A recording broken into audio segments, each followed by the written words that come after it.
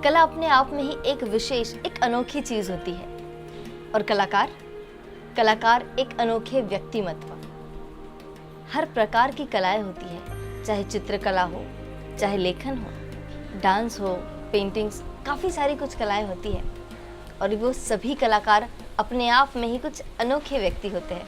और ऐसे ही अनोखे और विशेष बातों को, उनकी विशेषताओं को आप तक हम पहुंचाते हैं आवाज़ विशेष इस कार्यक्रम में।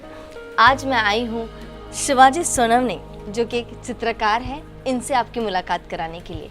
ये एक मूर्तिकार है, एक लेखक है, एक कवि है और एक पेंटर भी है, और उसके साथ साथ एक प्रबोधनकार भी है। आइए उनके घर पर चलते हैं और उनसे मुलाकात करते हैं।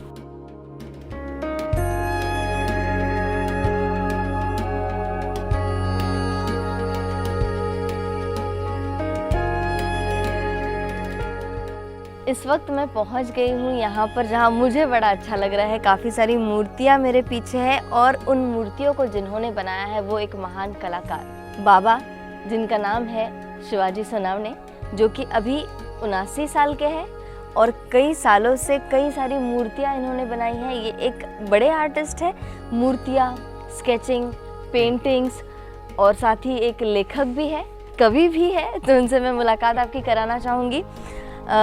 बाबा, बहुत ज़्यादा उत्सुकता है मुझे ये जानने की कि ये कला जो बहुत ही अनोखी है, ये कला आई कैसे आप में? क्या आपके पिताजी, दादाजी या घर पे परिवार में कोई करता था, या आपके मन में आया कि मैं ऐसा कुछ करूं? तो शुरू में क्या है, मेरे पिताजी एक्चुअली वो कढ़ाई का काम करते थे, लेकिन उस समय वो कुछ मूर्तियाँ बनाने की भी कोशिश करते थे। तो वहाँ नाटक के लिए कुछ मुखौटे बना देते थे। तो ऐसे घर में एक माहौल था कि जो कि आर्टिस्ट के घर में होना चाहिए। जैसे वो लिखे पढ़े नहीं थे, तो भी वो जो कुछ करते थे वो देखकर हम भी करने की कोशिश करते, मिट्टी से बनाना या कागज़ के टुकड़ों से बनाना। तो एक शुरू से ये माहौल रहा। और बाद में मैं हाई स्कूल में जब गया तो वहाँ इंटरमीडिएट परीक्षा के लिए वहाँ के ड्राइंग टीचर ने मुझे बैठने के लिए कहा और मैंने वो परीक्षा पास की। और उसके बाद एसएससी के लिए, एसएससी में भी मैंने ड्राइंग एक सब्जेक्ट लिया था। किस स्कूल में पढ़ते थे? कहाँ मैं पढ़ते थे? धुलिया में, छत्रपति शिवाजी विद्यालय में, धुलिया में। और एसएससी के बाद पूना में ट्रेनिंग के लिए गया, ये कला महाविद्यालय में, अभिनव कला महाविद्यालय में चित्रकला का जो ट्रेनिंग है वो लेने के लिए गया। उसके बाद मैं सर्विस को लगा और फिर आगे का जो पेंटिंग का जो शिक्षण है वो लेने के लिए मैं बम्बई आया। और बांद्रा स्कूल ऑफ आर्ट उस समय का, अभी रहेज आर्ट स्कूल, वहाँ पे मैंने पेंटिंग का डिप्लोमा किया। यानी बचपन का जितना भी पीरियड है जहाँ से आपकी शुरुआत हुई वो धुलिया में गांव में आप, फिर पुणे में, और फिर आगे का पुणे में। बचपन में जो माहौल था, जैसे आपने बताया कि एक आर्टिस्ट के घर पे जैसा माहौल होता है, वैसा ही एक माहौल था आपके घर पे। तो क्या जैसे हम देख रहे हैं यहाँ पर मूर्तियाँ, मैं जहाँ से आपके घर से गुजर रही थी, जहाँ देखो वहाँ पर मूर्तियाँ, पेंटिंग्स, ये सब लगी हुई है सब जगह पर। तो क्या आपके घर पे भी वैसा वातावरण था? क्या आप मूर्तियों को और पेंटिंग्स को ही देखकर बड़े हुए? हाँ, वो तो देखने की आदत थी, कलेक्शन करना, या मेरे चाचा जी कहीं से भी अच्छी मूर्ति मिली तो वो लेके आते थे जी। तो वो भी घर में थी। और उसके बाद जब मैं पढ़ने के लिए आया तब पुणे में खटावकर नाम के एक शिल्पकार थे, अभी वो नहीं है, तो उनके स्टूडियो में कभी कभी जाया करता था। और बचपन में क्या घर पे जैसे आपके पिताजी करते थे, उनको मदद करते थे आप तभी, मतलब सीखने के पहले? क्या आप कुछ एक्सपेरिमेंट करते थे ऐसे? हाँ, वो मिट्टी का मोल्ड पहले अपना मूर्ति बनाते थे, उस पर कागज़ से वो मुखौटा बनाते थे। कागज़ से कैसा कागज़ होता वो? कागज़ मतलब ये, अभी ये समझ लो कि इसका मोल्ड निकालने का है या इसका, तो कागज़ के गीले टुकड़े इसके रखने के, फिर उस पर गम लगा के ऐसे एक दूसरे, तो उसको थिकनेस आती थी, और उसको कलर वगैरह करके वो चेहरे पे लगा के वो नाटक में उसमें से निकाल लेते थे। हाँ, वो मोल्ड था, वो सुखाने के बाद वो मोल्ड चेहरे पे लगा के वो नाटक में उसका इस्तेमाल किया करते थे। तो ऐसे बहुत सारे, यानी देव देवता के, रावण के, लक्ष्मी के, या ऐसे अलग अलग जो कुछ है ऐसे मोल्ड्स उन्होंने मूर्तियाँ तैयार कर रखी थी। और बाद में वहाँ से छूटने के बाद हाई स्कूल में आया तो माहौल सब बदल गया। माहौल बदल गया। हाँ। फिर आपको टेक्निकली पता चला क्या क्या हाँ, कैसे करना है। तो पूना में जब आया तो खटाव करके स्टूडियो में जाया करता था। जी। तो वहाँ मिट्टी से मूर्ति बनाना, ये अलग अलग जो इंस्ट्रूमेंट है उसका यूज़ कैसा करने का। ठीक है, तो हम मिट्टी का कुछ टुकड़ा लेकर एक्सपेरिमेंट जो आप करते थे उसका देखते हैं कैसे। हाँ। तो हम मिट्टी का टुकड़ा मंगाते हैं और अभी हमें बाबा थोड़ा करके दिखाएंगे यहाँ पर। तो ये शैडो आती है, ये काफी गुजरात से चिकना। आती है। हाँ। गुजरात से। हाँ।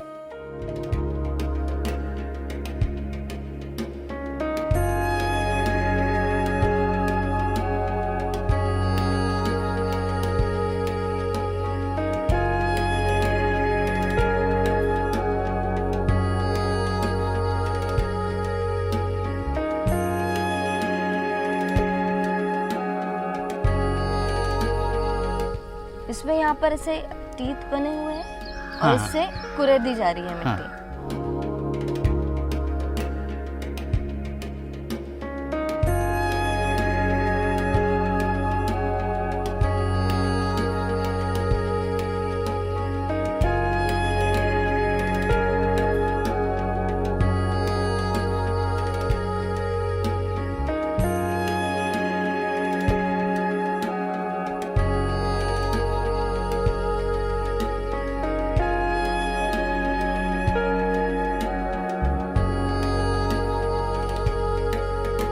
इसलिए इस ऐसा मिट्टी का बताते कुछ नाम है? शैडो माती।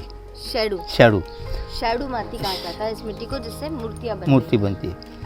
अच्छा, इसका इतिहास क्या है इस मिट्टी का? इतिहास ऐसा है कि जब गुजरात में यहाँ से नौकाएं जाती थी, यहाँ से माल भर के जी। ले जाते थे। माल बेचने के बाद वो जो नौका है वो खाली आती थी, तो खाली लाते समय वो लोग वहाँ से मिट्टी भर के लाते थे।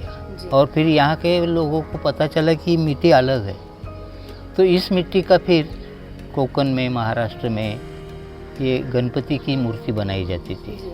तो इसमें ये जो मिट्टी है, ये जैसा चाहिए वैसा अपन शेप दे शेप सकते दे सकते हाँ, हैं। मतलब हाँ। इजीली मोल्ड हो सकता है। और इसका ऐसा ये इस्तेमाल करने के बाद सूख भी गई तो फिर उसको पानी में डाल के फिर से वो मोल्ड यूज़ करते। अभी ये मेरे पास मिट्टी जो है 20 साल पुरानी, 25 साल पुरानी मिट्टी मेरे घर में है। 25 साल पुरानी 25 साल वही उसको इस्तेमाल करता हूँ। मिट्टी। अगर लगा तो ठीक हाँ। नहीं हुआ है तो फिर से पानी डाल के इसको वो शेप काम चेंज करते कर लेते। तो इस ढंग से ये मूर्तियाँ बनाते। तो खटाव करके यहाँ मैं उनके पास कुछ मूर्तियों के काम सीखे। उनके यहाँ मैं गणपति का भी काम करता था। जी। 1 साल भर तो मैंने प्रैक्टिस वहाँ पे की साल पुणे भर? में। हाँ, कब की बात होगी? कौन ये से साल की? 1960 1960 के आसपास। फिर वहाँ पर आपने 1 साल तक सीखा और हाँ। फिर काम शुरू कर दिया, तो फिर मैं टीचर बन गया। टीचर बन गया। टीचर गए तो फिर सिखाना, उसमें हिस्ट्री, आर्ट हिस्ट्री जी। और जितने जो अलग अलग मेमोरी है, स्टिल लाइफ है, डिजाइन है, ये अलग अलग विषय 8वीं से लेकर 10वीं के विद्यार्थियों को मैं पढ़ाता था स्कूल में। High school. तो धुलिया से निकलकर फिर मैं पुणे में अपने यहाँ बम्बई में आया। मुंबई। तो बम्बई में मैं रेजा स्कूल ऑफ आर्ट में मैंने पेंटिंग का डिप्लोमा किया जी। और उसके आगे का एक आर्ट मास्टर का कोर्स है वो भी पूरा किया। तो पूरा GD आर्ट ये मैं बन गया। लेकिन मैंने स्कूल नहीं छोड़ी। यहाँ मालाड में उत्कर्ष मंदिर नाम का एक अच्छा बड़ा स्कूल है, वहाँ मैं टीचर ही रहा। जी। और यानी उस पढ़ाना बस, रहा। हाँ। और साथ साथ में आपकी पढ़ाई भी शुरू पढ़ाई रही थी शुरू हुई। और आगे के स्टेजेस आप करता करते रहा। गए। और उसमें हमारे जो प्रिंसिपल वो खुद अच्छे लेखक थे, तो उनके साथ में रहने के मुझे भी एक आदत सी हो गई लिखने का। तो ज़्यादा से ज़्यादा इतिहास, क्योंकि मैं इतिहास भी SSC को इतिहास लेके पास हुआ था। जी। तो मैं स्कूल में भी विद्यार्थियों को इतिहास पढ़ाता था। साथ हिंदी, राष्ट्रभाषा पंडित तक मैंने पढ़ाई की और क्लासेस लेता था। तो हिंदी का भी एक सब्जेक्ट मुझे पढ़ाने के लिए दिया जाता था, चित्रकला, इतिहास और हिंदी। तो इतिहास ये सबसे ज़्यादा पसंदीदा विषय था। ज़्यादा विषय।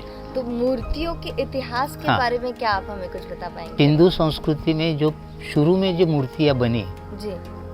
तो वो लोग किस किस ढंग से मूर्तियाँ बनाते थे उसके बारे में मैंने जो अध्ययन किया, तो मिट्टी से वो लोग बनाते थे, उसको फिर बाद में सुखा के उसका इस्तेमाल करते थे। ज़्यादा मूर्तियाँ नहीं मिली, एक डांसर की एक मूर्ति मिली कि जो ब्रांस की है।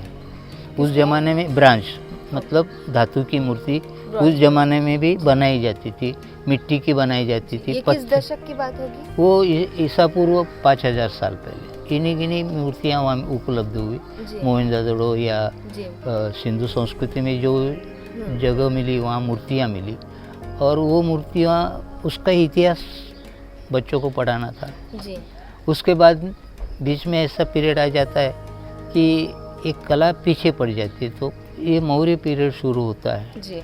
तो मौर्य पीरियड में धर्म का प्रसार करने के लिए अशोक ने स्तंभ बनाए, उसके सिर पर मूर्तियाँ रखी। जी। उसके ज़माने में ही गया के पास एक बारबर नाम की पहाड़ी है, वहाँ पे उन्होंने गुफाएं बनाई, तो वहाँ से ये सिलसिला शुरू हुआ मूर्तियों का। तो अशोका के काल से हमें ये शुरू हुआ। मिल सकते हैं। फिर बाद में आगे चल के अशोक ने बहुत सारा प्रसार किया, शिलालेख बनाए, स्तंभ लेख बनाए, और केव्स बनाए, विहार बनाए, स्तूप बनाए। तो ये भारतीय कला का जो सिलसिला है वहाँ से जोर से शुरू होता है। फिर गुप्त काल में, हर्षवर्धन के काल में, तो ये जितने भी राजे हुए जो सारे बुद्धिस्ट थे, उन्हें धर्म का प्रसारण के लिए ये शिल्प का यानी केव्स में जो शिल्प है वो बनाए, बुद्ध के जीवन पर मूर्तियाँ बनाई है। कहा जाता है कि सारे आज जितनी भी केव्स है वहाँ सब उसमें चित्रकारी थी। लेकिन आज अजिंठा, बाग, सित्तनवासल इतने 2-3 जगह ही अभी चित्रकारी से बची हुई है, बाकी नष्ट हो गई, बदल गई, नेचुरल ख़त्म हो गई। आज भी बाग, सित्तनवासल और अजिंठा, वेरूल में बहुत सारे पेंटिंग थे। यहाँ अपने यहाँ कानेरी में भी आज भी 38 नंबर के ऊपर एक आउटलाइन किया हुआ एक चित्र दिखाई देता है, लेकिन बाकी सब नष्ट हो गए। लेकिन स्कल्पचर जो बुद्ध ने भी कहा है कि सब अनित्य है, वैसे प्रिजर्व करने की कोशिश तो जारी है। जैसे महाराष्ट्र शासन ने भी अभी जिम्मेदारी ली है, तो यहाँ पर जितने भी केव्स है, कार्विंग्स है, उसे प्रिजर्व करने की कोशिश जारी है। लेकिन सब अनित्य है, वो तो कभी ना कभी खत्म होने वाले। तो भी आज करीबन 2500 साल पुराने ये सारे स्कल्पचर्स है। जी, आज भी है। ये जो बुद्धिस्ट स्कल्पचर जो है ज़्यादा से ज़्यादा भारत में दिखा है, भारत के बाहर भी है। हाँ, चीन, जापान वो बाद में, लेकिन ये हमारा हेरिटेज है, ये हमारा शुरू हुआ है। यहाँ से इतिहास शुरू होता है कि जो आज तक भी बचा हुआ उसे परिवर्तित करने की भी लोग कोशिश करते, लेकिन वो सक्सेस नहीं होते। जैसे कि मैं यहाँ पर आपको रोकना चाहती हूँ, हम एक छोटा सा यहाँ ब्रेक लेते हैं। ब्रेक के बाद मूर्तियों को लेकर और भी कई सारी बातें हम करेंगे। मूर्तियों के साथ साथ बाबा ने लेखन जो किया है उसके बारे में बात करेंगे, और पेंटिंग्स भी हम काफ़ी सारे देखेंगे। करीब 150 पेंटिंग्स बाबा साहब के जीवन पर बनाई हुई है सुनावने बाबा ने, तो हम उनके बारे में भी बात करेंगे। लेकिन यहाँ लेते हैं एक छोटा सा ब्रेक। तो बाबा साहब की बहुत सारी मूर्तियाँ आजकल गाँवों में या घरों में रखी जाती है। जी। इसका उद्देश्य ये कि गांव में जो लोग मूर्ति रखते हैं कि बाबा साहब का जो आदर्श है गांव के आने वाली पीढ़ी उन्हें देख सके।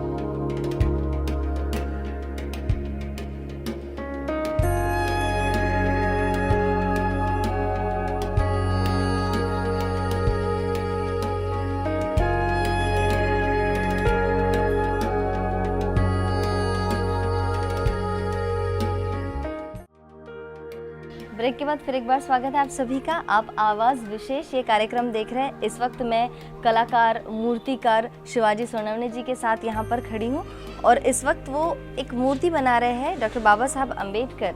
इनकी मूर्ति यहाँ पर बनाई जा रही है। तो मूर्ति कैसे बनती है, फिनिशिंग कैसे दी जा रही है, ये सीमेंट की मूर्ति है, इस बारे में हम बाबा से बात करेंगे। बाबा ये पहले जैसे आपने मुझे जब भी बताया था कि सांचा कैसे बनता है, क्या उसी तरह से ये बनाई गई है? तो इस पर प्लास्टर ऑफ पेरिस का मोल्ड निकाला जाता है। यहाँ पर तार डाली जाती है, लोहे की तार, हाँ। और फिर बाद में उस पे ऊपर भी सीमेंट डाला जाता है, तो करीबन उसकी थिकनेस है, जाली जो है वो 1-1.5 इंच आती है। तो ये जो किस चीज़ के लिए? एक दूसरे को जोड़ने के लिए उसका इस्तेमाल, तो ये जो अलग अलग पार्ट है फिर तार कस के उसको जोड़ लिया जाता है। ये जो कान के आगे का एक हिस्सा, ये पीछे का, हिस्सा। तो ऐसा ही इसका जॉइंट है यहाँ तक, आखिर तक। लेकिन ये जॉइंट कहाँ मारा है उस पता नहीं चलता, अंदर से देखा तो भी नहीं समझता। ये रबर का मोल्ड बनाया जाता है, रबर का। ये बुद्ध मूर्ति। हाँ, ये बुद्ध मूर्ति। तो इससे क्या होता है कि ये लॉन्ग लाइफ तक काम करता है। तो बुद्ध की मूर्तियाँ पूरे विश्व में ज़्यादा है, ये भी बात सही है? हाँ, तो जैसे भगवान बुद्ध की मूर्तियाँ जी। दुनिया भर में, यानी ये बुद्धिस्ट जितने भी राष्ट्र है वहाँ अलग अलग ढंग से वो मूर्तियाँ धातु के, पत्थर की है और दूसरे कुछ मीडिया का इस्तेमाल करके मूर्तियाँ बनाई गई है। धर्म का प्रसार के उद्देश्य ही वो बनाए। अब इसी धर्म को बाबा साहब अम्बेडकर ने बुद्ध धर्म अपनाया। तो बुद्ध धर्म अपनाने ये तो बात थी ही, लेकिन बाबा साहब बुद्ध धर्म अपनाने के पहले दलितों का जो उद्धार उन्होंने किया, तो एक दलितों को उन्हें मसीहा कहा जाता है। जी, उन्हें मानने वाले काफ़ी हैं। आजकल तो शासन की कार्यालयों में भी बाबा साहब की तस्वीर लगाई जाती है। तो बाबा साहब की बहुत सारी मूर्तियाँ आजकल गाँव में या घरों में रखी जाती है। जी। इसका उद्देश्य ये कि गांव में जो लोग मूर्ति रखते हैं कि बाबा साहब का जो आदर्श है गांव के आने वाली पीढ़ी उन्हें देख सके, तो वो मूर्तिकार उसके हिसाब से मूर्ति बनाता है। तो मैंने यही कोशिश की कि मैं क्यों न बाबा साहब की मूर्ति करूं। तो मैंने शुरू में मिट्टी की मूर्ति बनाई और उसका लाइकनेस देखकर फिर उसके सांचे ढांचा उसका बनाया और मूर्तियाँ लोगों तक पहुंचाने का देने की कोशिश की।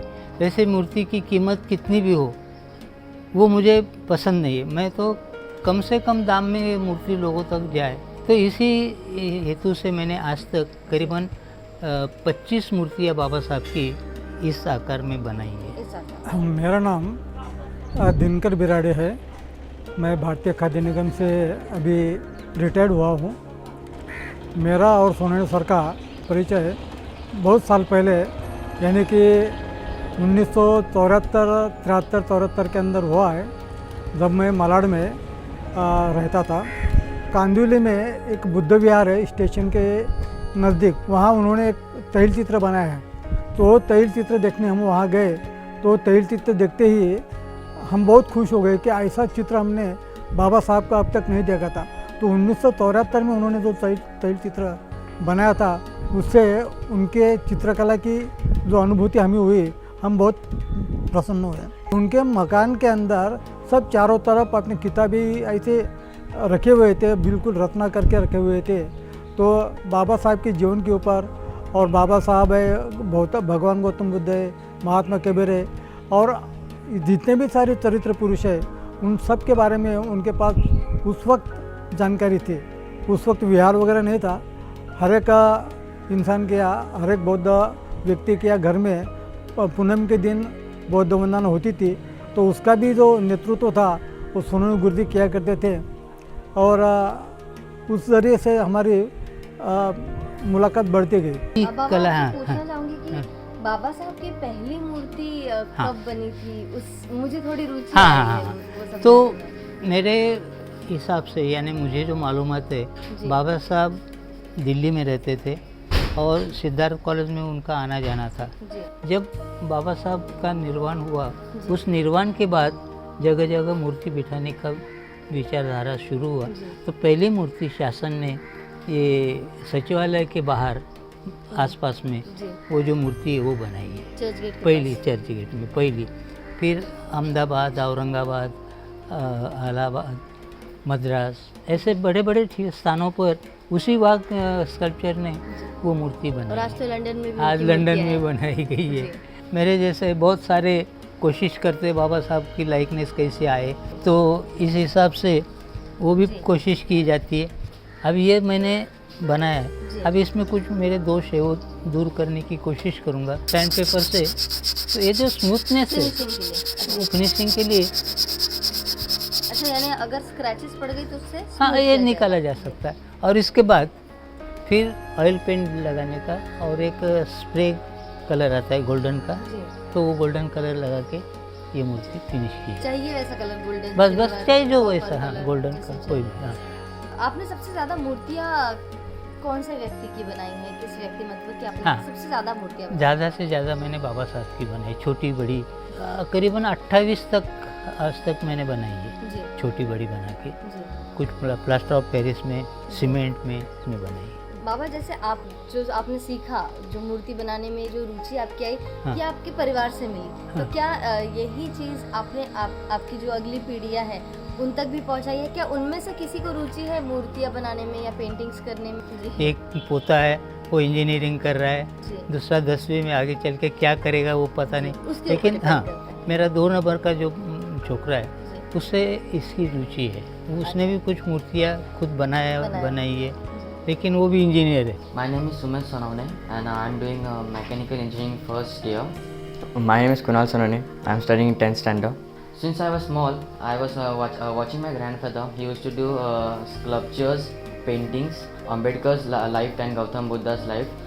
So we both brothers, my grandfather used to taught us how to do paintings and sculptures. From school, we used to come at in afternoon. In afternoon time, we used to help my grandfather to make sculptures. We have been observing him doing sculptures. We used to help him in making some sculptures. A great practice to make sculptures. We can now make like small sculptures. And I also remember when we both were small, in I think so 4th or 7th standard, my grandfather made Gautam Buddha's murti 5 to 6 feet. So whole day we used to work, and at night till 1 to 2 a.m. we used to work. I think so a father like Shivaji Sonane, I will not get. Yeah, like Sumit told, that 4 to 5 feet Buddha Murti was the first Murti we know we have been worked on. It was a great experience, and now still we are working on a Ambedkar Murti.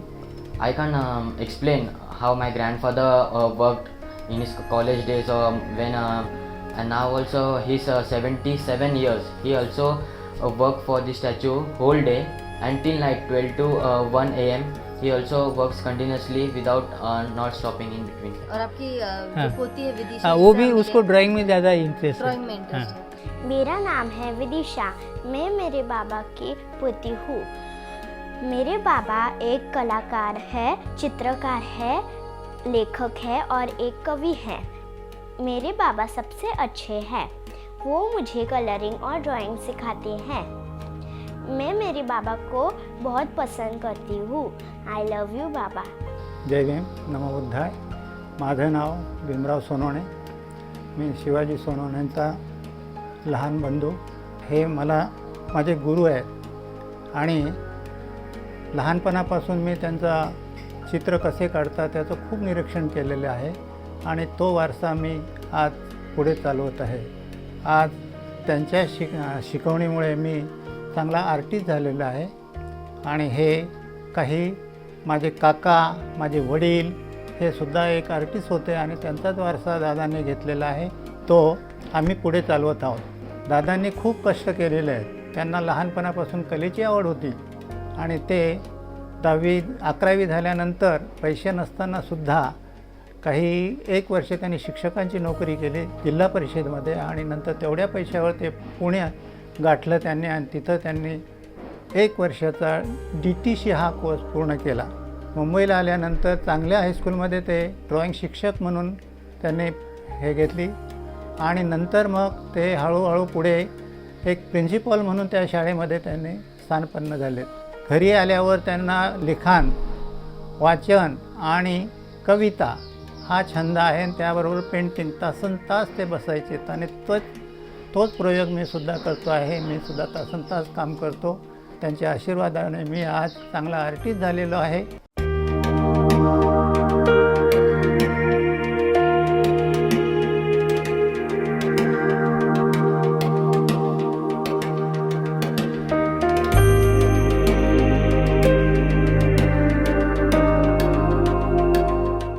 Shivaji Sonawane उनकी पहचान तो 90 के दशक में हो गई थी, जब वो बम्बई में मालाड स्थित उत्कर्ष मंदिर में मुख्याध्यापक थे. वो एक प्रतिभावंत लेखक है, कवि है, संशोधक है, मूर्तिकार, चित्रकार और एक सामाजिक कार्यकर्ता के रूप में उनकी मेरी पहचान हो गई है. उनकी 2 किताबें हैं जो हाल ही में पब्लिश हुई है. सोपारा, एक बौद्ध संस्कृति कला आविष्कार, बौद्ध कला आविष्कार, ये दोनों जो किताबें हैं वो इतनी अच्छी हैं कि उनमें सच्चे संशोधक नज़र आते हैं. डॉक्टर बाबा साहब अम्बेडकर की 125वीं जयंती इस साल हम मना रहे हैं और इसी साल में उसी संस्था के शिवाजी सोनवने सर ये अध्यक्ष हैं और बहुत ही अच्छा काम चल रहा है. तो यहाँ पर एक छोटा सा ब्रेक हम लेंगे. ब्रेक के बाद बात करेंगे जो 150 पेंटिंग्स सोनवने बाबा ने बनाई है डॉक्टर बाबा साहब अम्बेडकर के अलग अलग जीवन के प्रसंगों पर, उनसे हम मुलाकात करेंगे. काफ़ी सारी पेंटिंग्स है जो आपको दिखानी है. तो यहाँ एक छोटा सा ब्रेक लेते हैं, लेकिन वापस ज़रूर आइएगा. 300-400 बाबा साहब के अलग अलग चित्र, न्यूज़पेपर से निकाल. हाँ, वो मेरे पास थे. तो इसे लोगों तक कैसा पहुंचा जाए, तो इसके हिसाब से मैंने एक साइज़ चुनी और उसी साइज़ में पेंसिल से, चारकोल पेंसिल से और कलर से जी ये पेंटिंग बनाने की मैंने सोची. तो 1947 का ये 1947 का ये दीक्षा समारोह ये के वक्त. दीक्षा समारोह माता जी. ये भाई अम्बेडकर और जी बनते चंद्रमणि जी. चंद्रमणि. ब्रेक के बाद फिर एक बार स्वागत है. आप आवाज़ विशेष ये कार्यक्रम देख रहे हैं और जो विशेष व्यक्ति मेरे साथ इस वक्त खड़े हैं उनका नाम है शिवाजी सोनवने, जो कि एक मूर्तिकार है, एक लेखक है, एक चित्रकार है और जितनी भी पेंटिंग्स आप यहाँ मेरे पीछे देख सकते हैं ये सब इन्होंने बनाई हैं. इन पेंटिंग्स के बारे में तो मैं बात करूँगी, लेकिन ये एक किताब मेरे हाथ में लगी है जिसका नाम है क्षितिजा कड़े. ये इन्होंने लिखी है और इसका फ्रंट पेज ही बहुत ही खूबसूरत है. ये जो कॉन्सेप्ट है, ये जो पेंटिंग बनाई है उसके बारे में हम कुछ बात करना चाहेंगे बाबा से. बाबा, आप जब भी कुछ बता रहे थे मुझे कि ये पेंटिंग जो कहती है, क्या कहती है ये पेंटिंग? ये क्षितिज, ये पैर के निशान, तो क्षितिजा कड़े, जी तो ये जो आकाश और भूमि जी इनके बीच में क्षितिज, जी, जहाँ पर मिलन होता है आसमान और ज़मीन का. सूरज ढल रहा है जी और आसमान पूरा ऑरेंज हो गया है. जी अब इसमें मैंने 3 पंछी दिखाए. तो इसमें ये मेरे 3 बेटे, 2 बेटे और एक बेटी, जी इनके सिंबल यहाँ रखे. जी और उसके बाद मेरे मिसेस के पैर की जो मेरे साथ चल रही है जी वो लिए. और ये एक अष्टांगिक मार्ग का उद्देश्य एक बहू, दूसरी पंचशील के उद्देश्य मेरी बहू. तो ये सारे मैंने पेंटिंग बनाई इसके, कि आज मेरी इलेक्ट्रॉनिक मीडिया में मैं ये बना सकता था, लेकिन मुझे ये 35 साल पुरानी मेरी ये कविता है. तो इसीलिए मैंने ये कवर भी 35 साल पुराना आर्टिस्ट कैसा करता इस हिसाब से ये किया हुआ. सुंदर सा ये कॉन्सेप्ट है जिसमें पूरा जो परिवार जो कि हमेशा इनके सपोर्ट के लिए साथ में खड़ा रहा वो यहाँ पर नज़र आ रहा है. और आसमान और ज़मीन का जहाँ पर मिलन होता है, जब सूरज ढलता है, वो सीन आप यहाँ देख सकते हैं. क्षितिजा कड़े, इसमें कविता भी है, उसके बारे में बात करेंगे. मैंने ये जो अर्पण किया मेरे माँ बाप के, इसमें मैंने लिखा है, अशिक्षित बापांच्या बासरीच्या सुरांनी, आईने जात्यावर गायलेल्या गीतांच्या स्वरांनी, कळत न कळत शब्दाच्या वाटेवरून चालू लागलो क्षितिजाकडे. ऐसी कई सारी कविताएं आपने की सब हैं. उसमें से प्रकाशित पुस्तकें कौन सी? ये क्षितिजाकडे सोपारा बौद्ध संस्कृतीचे केंद्र, यानी ये बहुत पुराना, करीबन 2500 साल पहले एक शहर था जी कि जहाँ अशोक ने स्तूप बनाया. जी यहाँ एक उसका फॉलोअर था जो यहाँ आके उसने बौद्ध धर्म का प्रसार किया, जी. पुन्ना नाम का.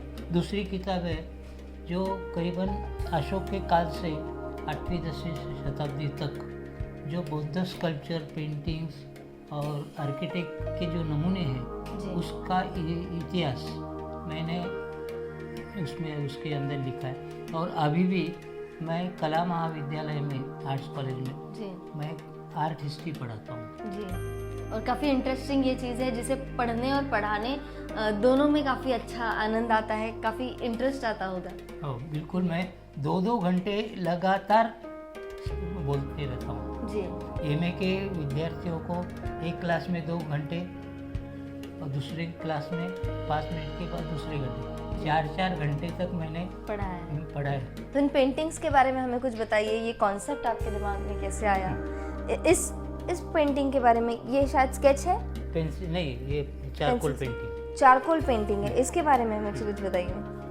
विद्यार्थी लाइफ में मैंने बहुत सारे वृत्तपत्रिका कातरन रखे हुए थे, अलग अलग, तो करीबन 300-400 बाबा साहब के अलग अलग चित्र, फोटोग्राफ, न्यूज़पेपर से निकाला। हाँ, वो मेरे पास है। तो इसे लोगों तक कैसा पहुंचाया जाए, तो इसके हिसाब से मैंने एक साइज चुनी और उसी साइज में पेंसिल से, चारकोल पेंसिल से और कलर से जी ये पेंटिंग बनाने की मैंने सोची और वो काम शुरू किया।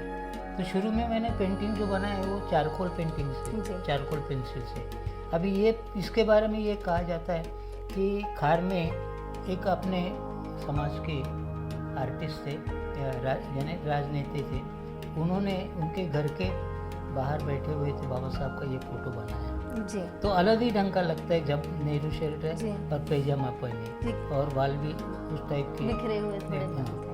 जी। अब ये दूसरा जो है निपानी में बाबा साहब का, ये हाँ, एक जयंती का समारोह था, वक्ता के हिसाब से वहाँ गए हुए थे, तो वहाँ की निरोनुक उन लोगों ने निकाली। तो जी। तो उस पे बाबा साहब को घोड़े पर बिठाया और रैली, पीछे लोग हैं, जी आगे लोग हैं, लेकिन फोटोग्राफर ने उतना ही फोटो, ये ओरिजिनल फोटो औरंगाबाद विद्यापीठ में जी। ये है।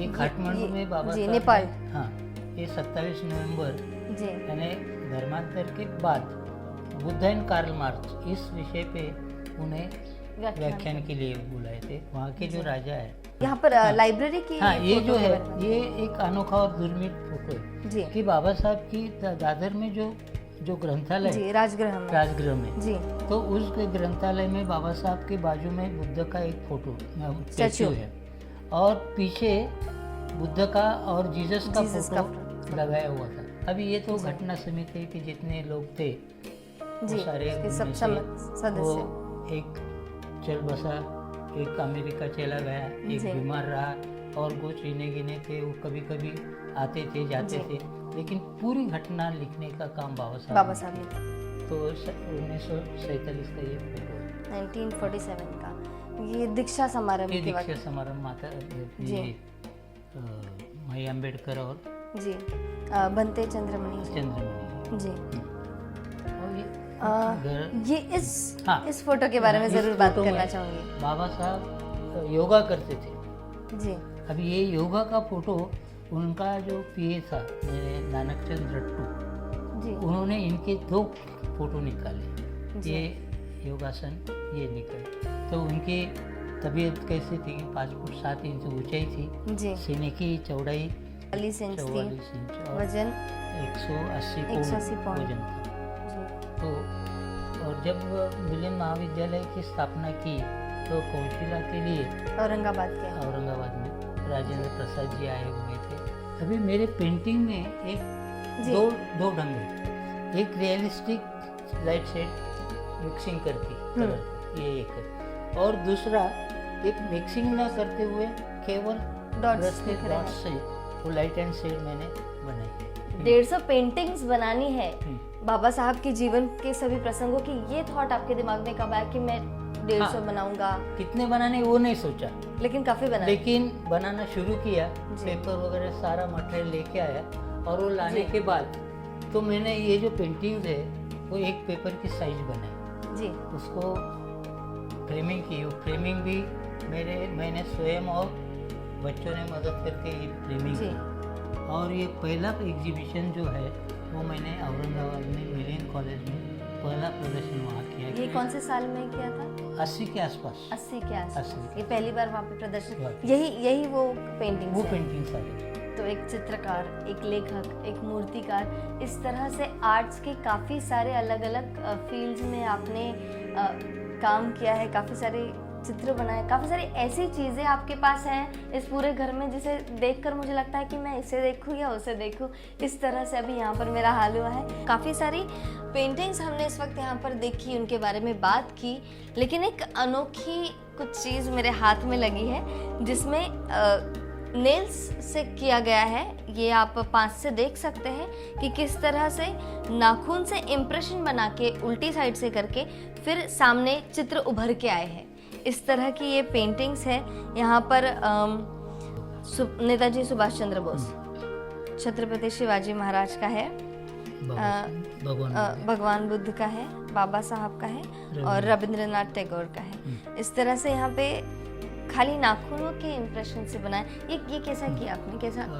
एक साधारण पेपर जो है, ये जो साइज है जी, एक 5-6 इंच चौड़ाई वाला सा, तो मधली उंगली और नाखून अंगूठा, तो ये अभी मैंने कटिंग की है, तो इसे इसमें दबा के प्रेस करने का। तो काफ़ी खूबसूरत सी ये एक अनोखी सी चीज़ है जैसे आपने बनाई। इसके लिए एक डेडिकेशन लगता है, एक पूरा लगाव लगता है हमेशा से ही, और माइंड काफ़ी फोकस्ड लगता है कि मुझे क्या करना है। हाँ। पेंटर्स तो काफ़ी है, कोई मॉडर्न आर्ट बनाता है, कोई किस प्रकार का पेंटिंग करता है, लेकिन अपनी पेंटिंग से लोगों को एक ऐसा संदेश हम दे, एक जो हमारे मार्गदाता है, जो हमारे इंस्पिरेशन है, उनको लोगों तक पहुंचाए और उनके जीवन की ऐसी बातें जिसको देखकर हम कुछ सीख सके, ऐसी बातें आपने लोगों तक पहुंचाई।